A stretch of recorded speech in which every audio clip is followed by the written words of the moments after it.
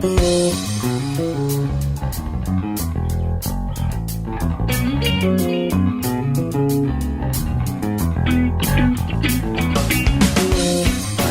everyone. This is Richard Solomon, Taking Care of Business, TCBRadio.com. We have a very interesting hour of radio right here for you because we're going to be talking about health and nutrition and babies and all kinds of interesting things. Now, the reason why we're talking so low for change of pace is because there are sleeping babies all around us. We're afraid to wake them up. So I have with me someone I consider to be an incredible resource. It's a person who's a baby nurse and a hygienist who knows things about food and diet and health. And her name is Maudica Pierre, and I am very happy and very, very pleased and honored that she is going to spend an hour with us on the radio today. And of course, you could always catch this and all of our other great shows on our YouTube channel, which is TCBRadioWCWP, when you search on YouTube. So welcome to our show, and glad to have you. Okay, so here we go. So tell us a little bit about yourself. Oh, I've been a baby nurse for the last. Yeah, well, it doesn't have to be exact. 20 years, 30 years. Well, 30 years. Okay.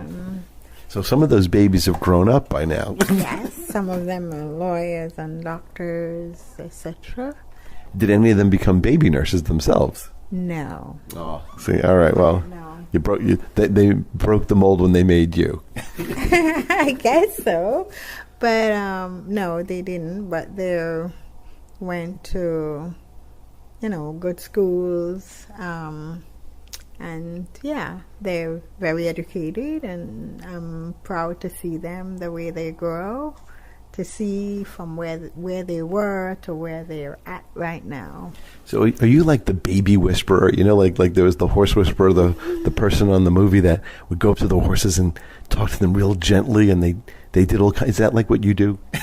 Well, I was told that I'm the baby whisperer, but I don't see myself as a baby whisperer. I just work with them. I love working with babies. I love being with them. I love to work with them and see them move from one stage to the other stage, and it's very interesting, very fascinating. Now, you talk so gently to them, and you seem to understand their inner workings. You seem to understand when they're hungry. You seem to know the difference between hunger and gas and wet diapers and things like that. How long did it take to kind of figure all that out? Because I'm still working on it. Okay, well, I went to nursing school, and from there you get trained, and then so you do practical, you do theory, and then after that you're out in the field, and so it's basically you learn from that, and you talk to doctors, specialists, because sometimes you have well baby and sometimes you have sick babies, and so from that you basically have to study them. See their habits, what they do and how they are, and from that you have a good idea of what's happening. Yeah. Now, we have a hungry baby here. This one's very hungry. Yes, she is. She loves her food. That's when you hear of her. The only time you really hear her is when she wants her food. Okay. She's a very serious baby when it comes to her food. Now, we could say that we have a studio audience today. Yes, we can say that. And it seems like the studio audience is complaining bitterly. Yes, because she wants her food, so she's complaining. That's the only time you hear her complain, when she's hungry. Well, one of my issues is that I've being a little heavier than I would like to be. I'd like maybe a little bit of help in losing some weight. Do you have any tips on strategies for the bigger babies that you deal with? Some of them who may be a little bit older, say, than 20. Okay. Yes, I do have a little some tips for them. One thing with weight is for some people it's in the genes, and others again it's because you're eating too much. The stomach gets stretched. You too much carbohydrates. I think that's me. I think I tend to eat too many carbohydrates, and I love carbohydrates. No, but the thing about it is that you only need a very, very small portion of carbs, and the majority of your food should be about 4 ounces of protein, and the rest should be vegetables and fruit. And when you eat so much carbs, what happens is that you end up developing carbo complex intolerance, which a lot of people is not aware of, but it is there. I think I have that. Yeah, and so you become addicted to the carbs, especially refined foods. Is that like sugar cravings? Sort of. It's almost sort of the same, because you could do protein intolerance, protein complex intolerance, and you can have the carbo complex intolerance. Okay. And when you eat too much, what happens, the body can only use up so much, and the rest turns into fat and sugar, which is bad. Right, I guess it's like filling up your gas tank with too much gas and spills out. Right, sort of the same thing. So I say that. Right, so I have all this spillage around my midsection. What's a good? Which is very bad. Which is very bad in me. But that's why I'm talking to you, because we need to make it bad, it go from bad. One of the first thing you have to do is starting to eat a little bit more healthy. A lot of greens, which is a lot of people don't like greens, but it's very, very important. With the greens antioxidant, you get a lot of your nutrients from it. Grains, I would suggest grains, and cut back for people who can't do it all at once, but gradually cut back on the complex carbo, like the refined carbos. That's the thing they should be cutting back on, because it's really, really bad, and they get addicted to that. Okay, so let's say I start cutting back on the bread, pasta, rice, potatoes, and all that stuff. Mm-hmm. As I cry myself to sleep each night, what also should I use as far as like supplements and teas and things like that to help that? Okay. Well, it's very important that you take a multivitamin, and a good multivitamin, not just any. Preferably if you have one that's water soluble, because then the body only takes in what it needs and the rest passes out. So it doesn't have fillers in it that would blow you up. Sometimes you find that. And then you have grains, you have fruits, and try to eat at least 3 different portions of fruit throughout the day. Okay. And then you have your greens. Green tea is very good in terms of helping people to lose weight, along with the antioxidants. Now, hot green tea or any kind of green tea? It could be cold, because not everybody likes hot, but it could be cold. Because I take the green tea drops, and I don't know that really makes much of a difference. Yes, it does. Yeah, it does. I mean, I'd be even fatter than I am now. It helps. It does. It helps to dissolve the fat in your body. And there's also like safflower oil, and which is very good. And olive oil is very good for that, especially with your heart. To help get plaques, like if you have like 2 tablespoons of olive oil instead of having butter, you could put the olive oil on your bread and make it into a sandwich, and that's better. So you have that intake of it. And when the olive oil is cold and not heated, it's even better. You get the full the full effect. Yes, of it, of that, as to when it's when you heat it. And the research was done on green coffee bean extract, which is very good. And I would suggest, if you have that, you also take a good fiber with that. So you're clean you as you take that, because it will help dissolve the fat around the stomach area. And along with, there's salvetin, which is also made from safflower oil. It tastes very good. It's like an orange flavor. And all that would help to take the fat around while flushing the colon, because a lot of bacteria and stuff sits in the walls of the colon. So you need to take that to help flush you and get the gut down.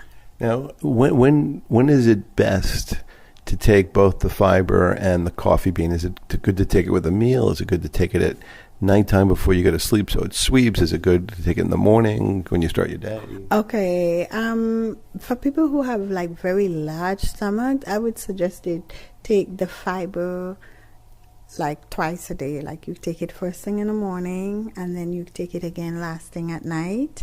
And in between there, with the meal, is when you take the coffee bean extract. And there's also, for the thighs, people whose thighs are heavy, right, the raspberry ketones, which is made from raspberry fruit. Okay. But because you have to eat so many, so many raspberries. To get the effect, you're better off just buying it. Well, that's why the truck comes to my office every day. Yeah. And so that would help you. So, and what you could do is take the ketone, because with the coffee bean, you might have, depending on what the bottle says, depending on the dosage, if it's 500 milligrams, some people might say twice a day, some might say 3 times a day. And so in the morning times, you take the coffee bean extract, and then like after lunch in the evening, you take that along with the raspberry ketone. Okay.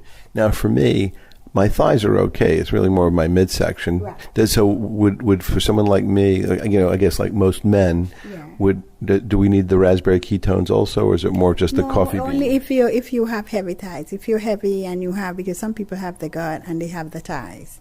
But if you just have the gut, you don't need the raspberry ketone per se.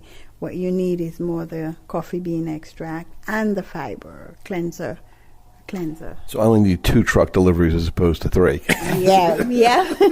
I guess I could say that. Yeah, but you need that because they both work together, and in order to help you to get the gut down, because most of what's sitting in the gut is the fat plus what's sitting in the colon, in the walls of the colon. And that's not good. And that's not good for the entire body, and very, very bad for your heart. Right. And it's also probably bad for immunity too. Yes. Yeah. So, and once you measure, and it's more than just, it's usually above the hip. When you measure your waist there, and it's more than, let's say, 35 inches. Mine's more than 35. Yeah. Then you need to do something about it. Well, we'll have to see, maybe the embarrassment of doing this. Yeah. And, like cut back on the meat and have more things like legumes, like chickpea and black beans and lentils and red beans in your diet for protein as the meat, some fish and little chicken, but it should be organic or grain-fed chicken as to the other chicken. Right. I've heard that they feed some non-organic chickens arsenic. Yes. Yeah, that's got to be awful for you. And it's awful. Yeah, it's awful. So you don't want that in your body. Now, and they also feed them the hormones. They feed them hormones also, which is bad. Oh yeah. Well, no, I'm hoping that maybe the pressure of doing this radio show will force me to be a little bit more health conscious. There you go. Right. So one of my very good. One of my problems is, I'm bearing my soul here.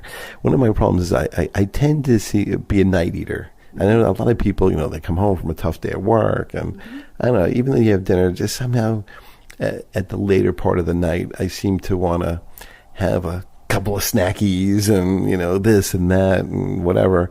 And it seems like I know it's probably, maybe even if it's only like maybe say a couple hundred calories, it's still, that's probably what's tipping me over. So what helps to curb that? Okay, one of the things is that if your glycemic level is off, it's all thrown off, you get the craving for things. And it usually takes a week to stabilize that. What you would need is chewable foods.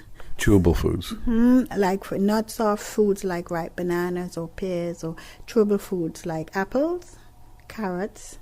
And all you need is basically like a handful. Like you have breakfast in the morning, you'd have a piece of, it could be bread, I would say sprouted grain bread, because it's better for you. Okay. Not whole wheat. Whole wheat is bad, so I usually recommend people stay away from whole wheat. And you have that with a piece of protein, whatever protein you choose. Okay. And 2 hours after that, you have like a handful of what we're talking about, the chewable foods. It could be raw string beans. It could be an apple. It could be carrots. It could be raw cauliflower. Any one of those, they're chewable foods. With the saliva would help that. And it takes a week to do that. So you do that for 2 hours, and then you'd have lunch. Your lunch should consist of a lot of greens. So like romaine lettuce, watercress, cucumbers, things like that. Well, that also has a lot of water in it. Yeah, with a piece of protein, but they also have a lot of nutrients. B vitamins is in like 6 leaves of romaine lettuce. Give you your daily requirement of B. Okay. Yeah, so they have a lot of nutrients. So you do that, and then 2 hours after you eat lunch, you have a handful again of your chewable foods, and you drink water, of course, lots of water, preferably filtered or alkaline water to alkaline the body. Those are the better waters as the bottled water. Bottled water is extremely acidic, and there's no pH balance in them whatsoever.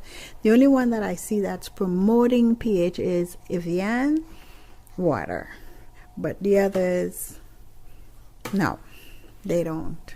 Well, do you know what the pH of regular city tap water is? Is it neutral or is it a little acidic? It's a little acidic, but it's better than the bottled water. So my advice would be to get a filter and filter it, because you're better off drinking that than the bottled water. Right. I know that I've read that it's not good to freeze bottles in the freezer, because a lot of people do that. And I've also heard that it's really not great when the bottles sit in the car, right, and the heat just bakes them, because they have the plastic is what lets out the toxic that comes out from it that creates cancer in the body. Right. I know that babies, when you buy like little cups, sippy cups and things like that, you're supposed to get these things that are like BPH free or something. Yeah, like that. Yeah, the BPH free cups and bottles that don't have the regular plastic there, because heat, once heat gets to it, that's when it releases the chemical. Right.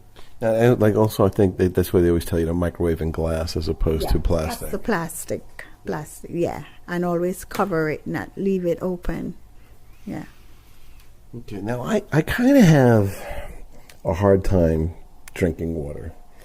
I don't know what it is. It's just, I guess I need to be a water person. I like to swim, and I like to scuba, and I like to snorkel, but I'm not a big, what's a good strategy? For drinking water. Yeah. Okay. Or to drink more water. Right. Water is extremely important.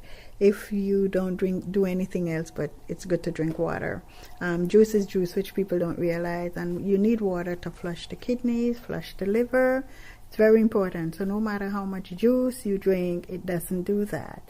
And for people who don't like a lot of water, what I usually suggest to people is that you can have 2 ounces of your fruit juice, which is like 100% juice without the sugar. Without the added sugar, right? Yeah, without the added sugar, like the fructose and all that. And you have 2 ounces of that, and the other 6 ounces water. And it could be whatever flavor you like. So. Okay. This was the fastest first segment of our radio show. This is Richard Solomon, Taking Care of Business, TCBRadio.com. When we come back, we will continue our discussion with Maudica Pierre, who's going to make us a lot healthier. We'll be right back. Keep it here.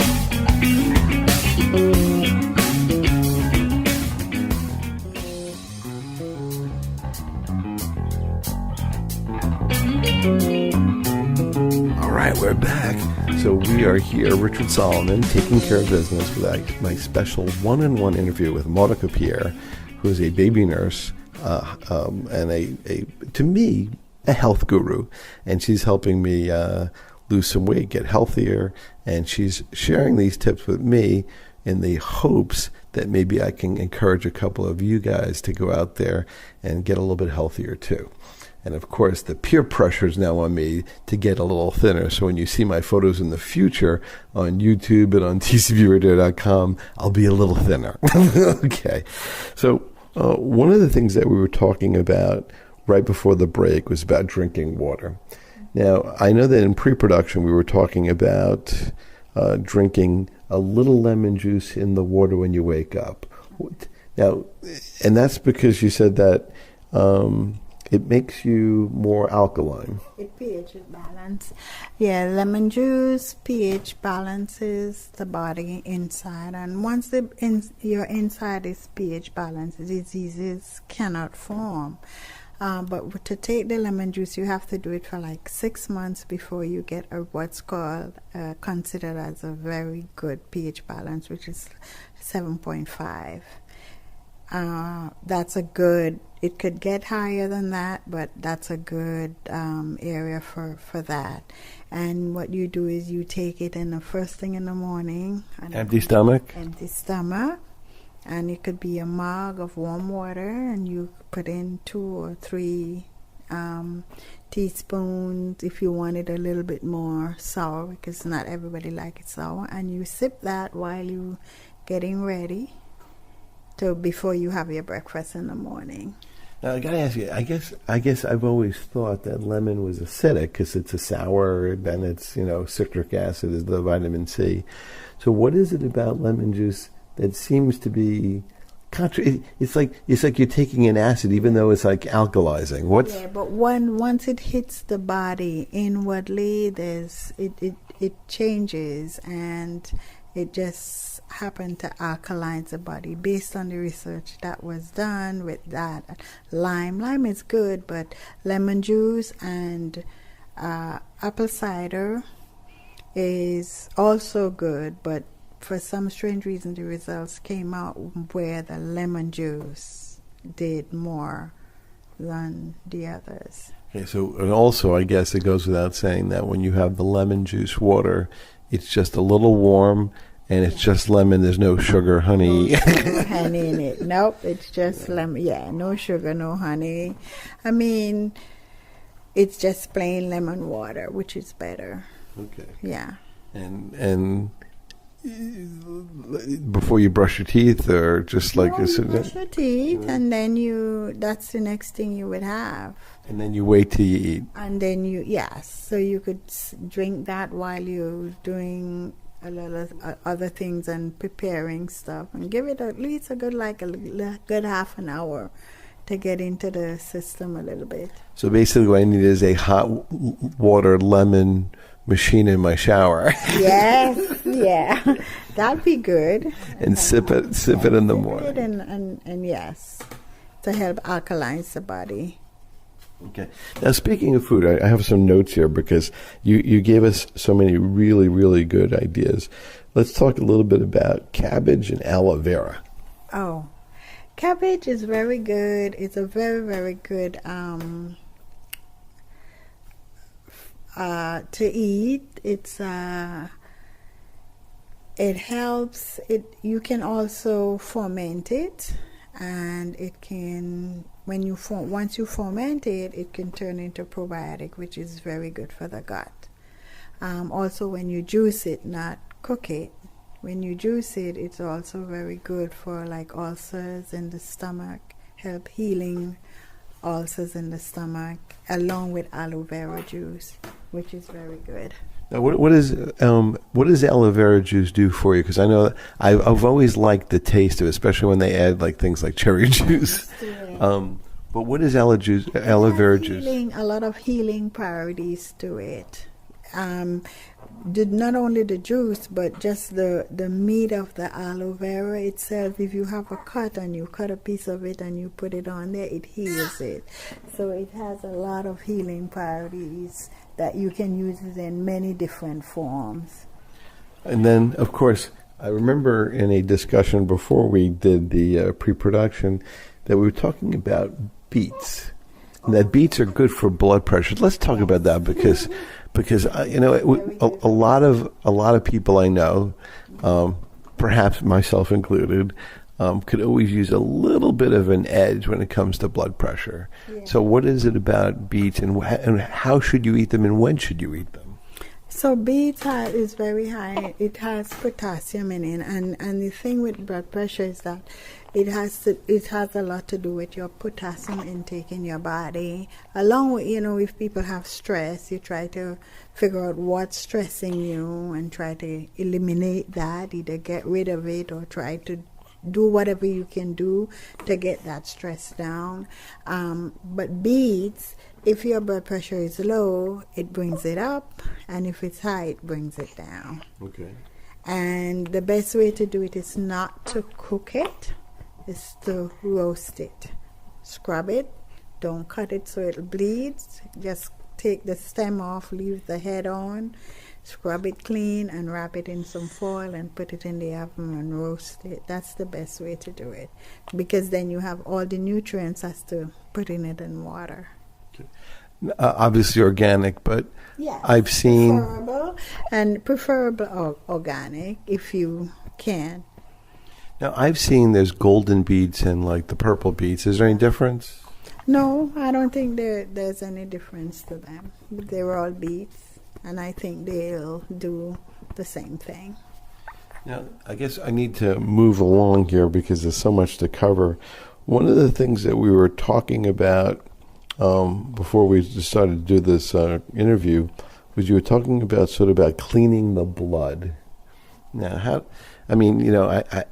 you take the car to the car wash and you take, the vacuum to the floor. How do you clean the blood? I mean, like, where do I go? Oh, well, when you... Is there a store for this?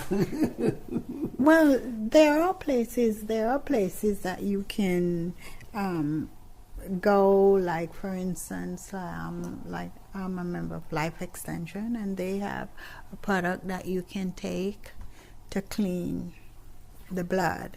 You can even send them, they have a lab that they will test it for you to tell you. There's also when you do like a 7-day cleanse, be it juice or even if you're taking tablet form or whatever what you do within those 7 days, you do not eat any meat. It's mainly juices and vegetables. You can have a little fish because fish breaks down very easily, but no chicken, no meat. And what you're actually doing is cleaning with the herbs that's in there. You cleaning the blood, you cleaning the liver, you cleaning the colon, which is very important. So you're not just cleaning the colon only, you're doing all three, which is very important. Okay.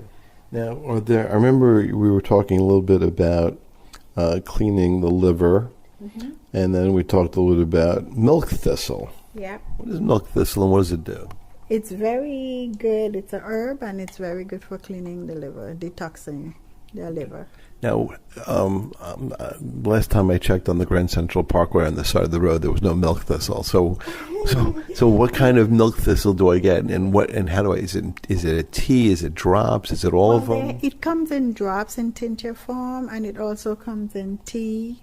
You could get it in tea bags, and you can get it loose. So you can, go to the health food stores and just get it, ask for it, and then you just steep it like you steep tea if you have the loose one or the tea bags, and if it's in tablet form, you just follow the directions of the bottle. Now, how? And you take it for, I would say, you need to take it for like 6 weeks to 3 months, depending on you and your health and how your body is, so you get a real good cleanse. I probably need to take it for like 10 years, but now, when is it advisable to take milk thistle? With a meal, after a meal, at nighttime? You can take it with a meal. You don't have to take it at night. You can take it with a meal. Because I'm trying to figure out... In the morning, yeah, you can take it with a meal. Because I'm trying to figure out my day, because I have to start with lemon water. I have to have, my fiber. Well, you take your multivitamins, so you can take it with your when you take your multivitamins, you can take it. Okay. All right, so let's... Or if you want, you can wait an hour or so, or 2 hours after, and then you can take it. One thing that most people probably are concerned about is cholesterol. And what would you recommend for people to sort of help deal with their cholesterol? I mean, I know that there's people like fish oil, they like high fiber. Yeah. You know, is there anything, a good diet? There's fibers that you can use. I'm also affiliated with a company that has a very good fiber product that helps you to lower your cholesterol when you take it. The flavor is very good. It's orange flavor. I've actually had it. It's very good. Yeah. Yes, it's very good. If anyone would like to find out more information about that, they can contact me. And that's MAUDICAPIERRE at yahoo.com? Yes. All right. So if you are listening, it's Maudica Pierre at yahoo.com, or if you don't remember that or you're driving, you could send an email to TCBRadioWCWP at yahoo.com, and I'll be glad to forward it for you, because I've actually taken this fiber not that long, but because I'm going to be on a 10-year regimen of all these things to turn things around. Yeah.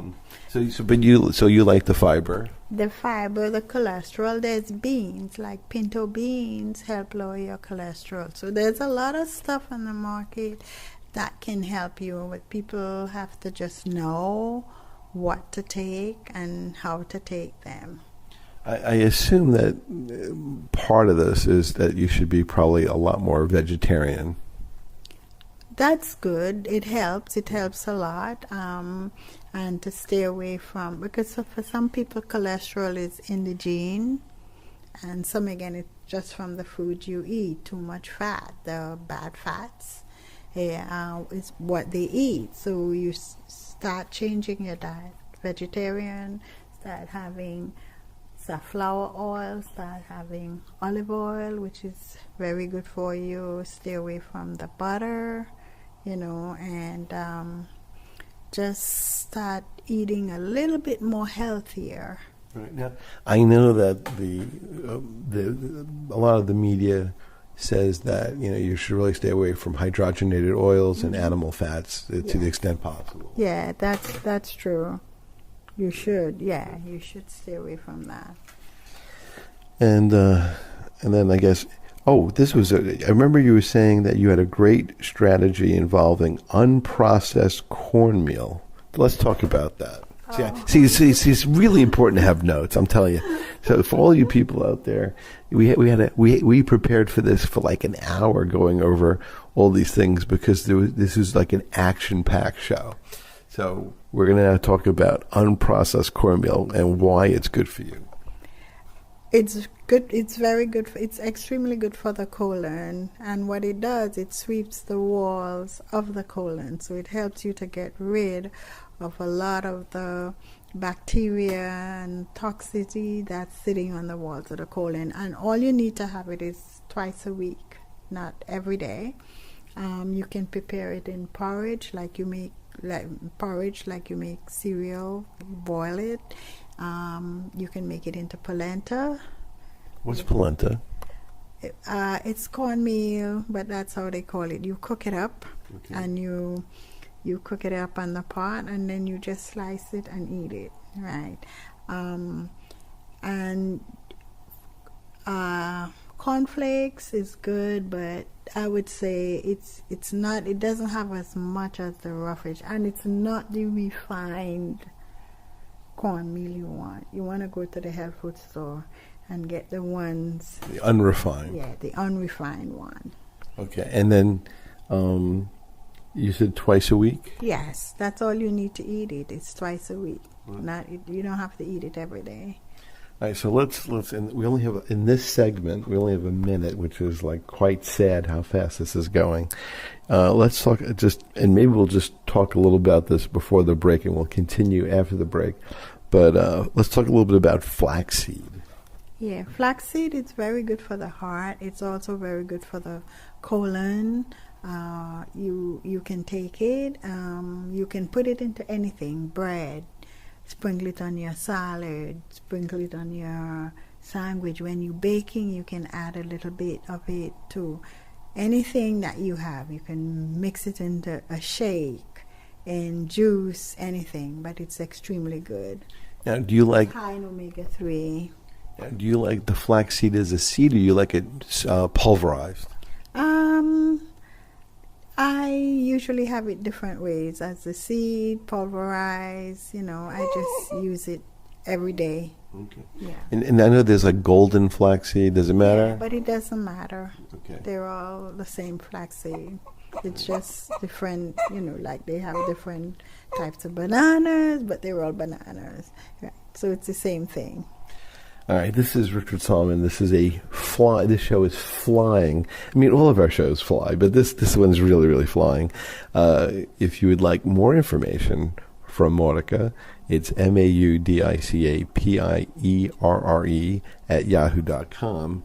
And with that, we'll be back right after this. Keep it locked in, TCBRadio.com. And stay with us, because we're going to go back and talk about psyllium and all kinds of other really important things. So we'll be right back.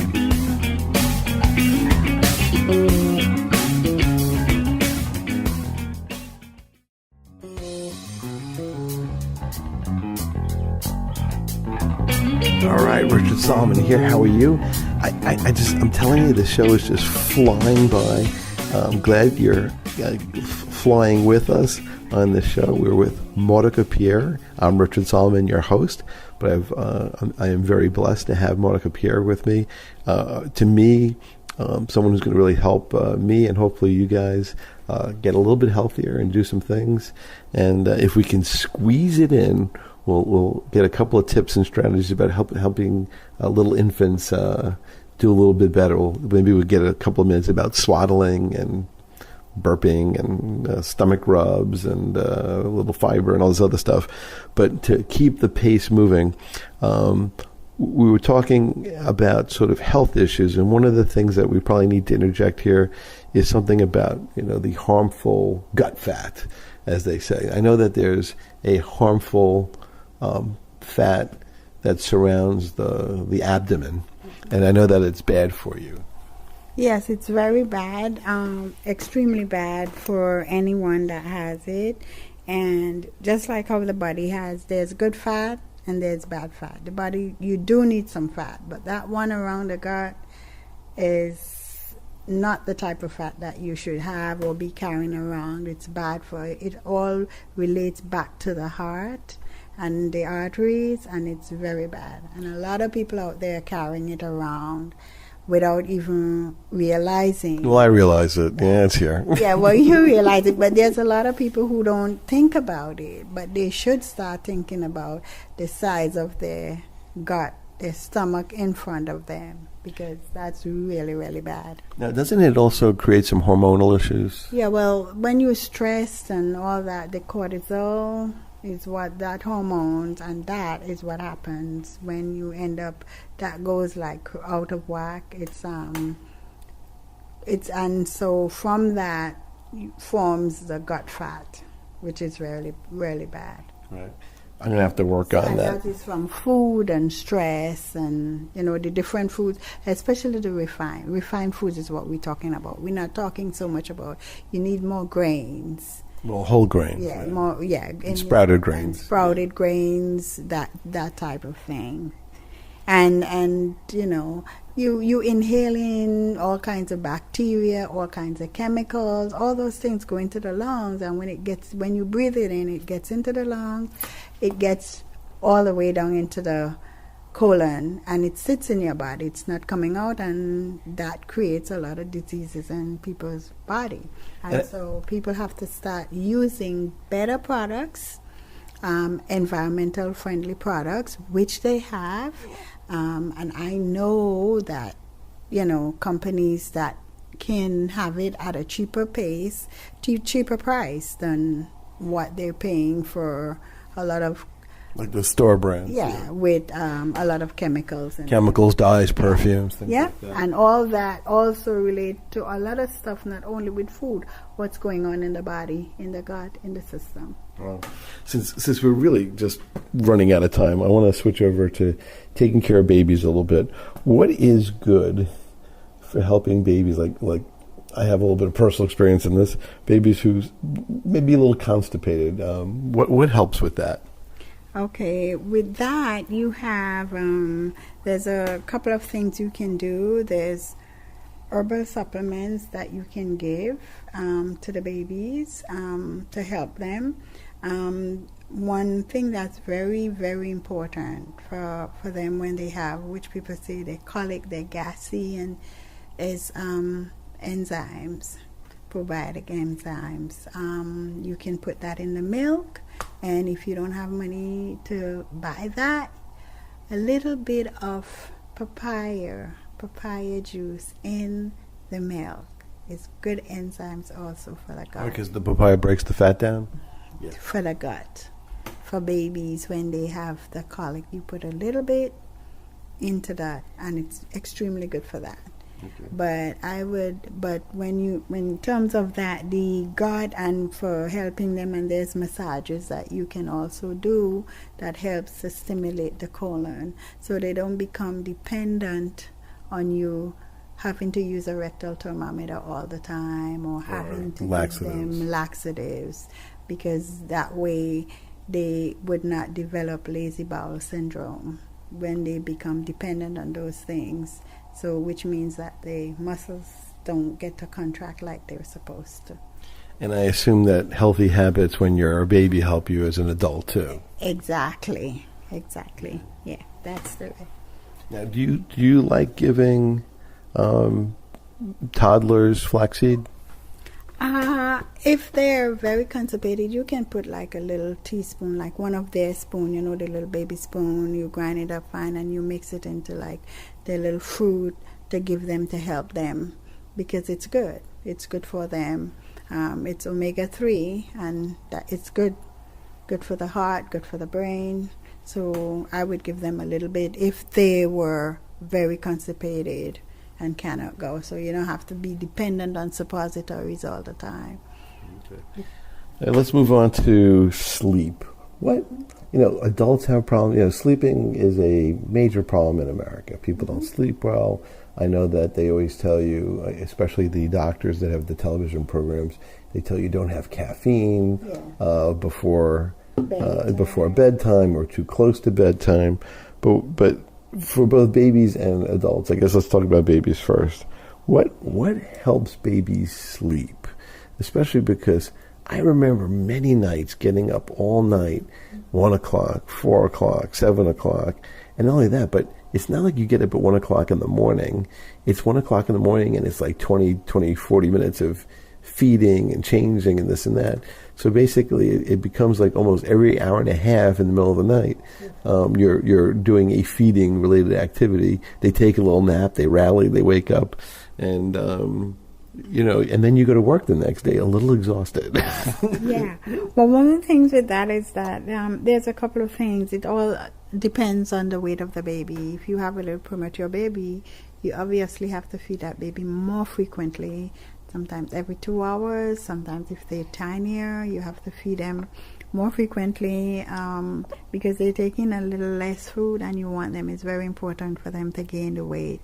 So, in that being said, if you have a baby like 6 pounds, let's say 6 pounds, 7 ounces, close to 7 pounds, and you start feeding them more frequently, maybe 2.5 hours, as the weight goes up, you start to stretch it out a little bit to get like at least 3 hours feeding from them during the course of the day, so that you wake them during the day and you feed them. If they fall asleep for you, one of the things you have to do is strip them down to the diaper. You got to take the clothes Get them off. cold. Mm-hmm. And have a blanket in case they're getting cold to throw over them, and wake them so you could get some food in them. Because if they don't, then they'll eat a little, sleep for you a little bit, then get up in 5 minutes and behave like you never fed them. One of the reasons for that is because everything for them is habit forming. So if that's how that they only get used to what you introduce, and if that's the way you feed them, that's what they'll get used to. So I probably did this all wrong. So with apologies to my first, because I remember doing these you get up, you put the powder in the bottle, and then you cook it, and then this and that. And they're impatient because you're sleep deprived yourself, and then they wake you up crying, and then I got to the point where I really wasn't sleeping because I was anticipating them getting up. So what is the good way to form the habit? Well, the good way to form the habit is once the weight is up, let's say they hit like 7 pounds. When they're smaller, you have to feed them a little bit more frequently. And if it's breastfed, that also is another factor you have to look at, because it's not all mothers that produce a lot of milk. And so that's the case. With that, they have to feed them more frequently. They have to drink a lot more. So it might take a little longer time. One of the things I usually say to people is that even if you don't produce a lot of milk and your milk is rich, it keeps the baby full longer than if it's not. And so you, the mother, have to eat the calories, which some mothers don't want to do, in order to get that rich milk. You have like milk, if you can have milk, like regular milk, because some babies are lactose intolerant, or some people are lactose intolerant. You can have like almond milk and other things like that. There are lots of other things you can have and use and do to help your baby, along with certain herbal teas that helps you to produce good milk. Okay. Yeah. Now, what is a good strategy in terms of bottled babies? Does the milk need to be, or the formula need to be warm? Does it have to be hot? I mean, one of the things that I may have made a mistake in is I always made sure that the bottle was fairly warm, and then you put it on your wrist to make sure it's not too hot. And let's talk about that. Well, the best way to give formula is at room temperature. So if you have it in the refrigerator and your baby's going to get up like in an hour, you can take it out of the refrigerator and let it thaw out on the counter and let it thaw out, and then come back to room temperature as to warming. Because very warm formula makes your baby gassy, which people don't really realize. Oh, well, I made that mistake. Yeah. Formula should be given at room temperature because it's a whole compound that's mixed up, and it should be given. Okay, so when you mix it, you should probably just take the powder and just use room temperature water, and you're ready to go. Yes, and you're ready to go. You can boil the water, and if you're taking water from your tap and you boil it, you can have it at room temperature, and you're ready to go. Oh, so you always learn so much later on. Let's talk a little bit about swaddling. Well, actually, let me ask you this. At what point do babies start sleeping a little bit more in the night? Not the whole night, but when is it they only wake up maybe say twice a night as opposed to 5 or 6 times a night? Okay, some babies, for the most part, once a baby reaches about 10 pounds, then they can give you a good 6 hours sleep in the night, as long as they're not sick. And as long as they get enough food to keep them satisfied. And that's why it's important to wake them during the day. At nighttime, you let them sleep, because if you allow them to sleep too much during the day and not eat, they make up for it at night. So they'd get up at night for that food. So there's coffee all day long. So it's better, like people say, I don't want to wake them. But the reality of it is that you wake them, you feed them during the day. Nighttime, you let them wake you. Okay. Providing that it's a baby, it's a premature baby, that the weight has to go up, and you have to be, it's structured where you have to wake them every 2 hours and get some food in them in order to get them to grow, and because they need that for the development of the brain and for the weight to go up, because it's very important that they don't lose weight then. Okay. I'll tell you my famous swaddling story.